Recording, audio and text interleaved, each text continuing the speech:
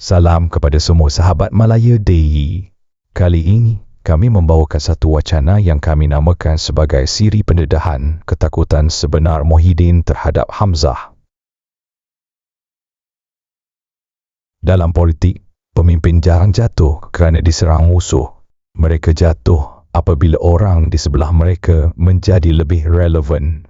Itulah yang sedang berlaku dalam Bersatu hari ini. Ketakutan sebenar Muhyiddin bukanlah kerana Hamzah Zainuddin mahu menjatuhkannya. Akan tetapi, ketakutan beliau lebih halus. Ketakutan apabila Hamzah tidak perlu menjatuhkannya secara langsung. Hamzah hanya perlu berfungsi sebagai wataknya sahaja. Kekuatan Hamzah ialah keupayaannya berjalan tanpa presiden. Dalam hampir semua episod politik pasca PRU15, satu realiti sukar dinafikan. Hamzah ialah wajah PN di Parlimen. Beliau yang menggerakkan strategi, mengikat kerjasama dan mengurus tekanan politik harian.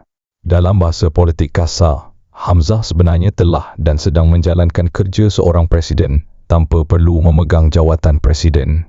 Di sinilah bermulanya ketakutan Muhyiddin.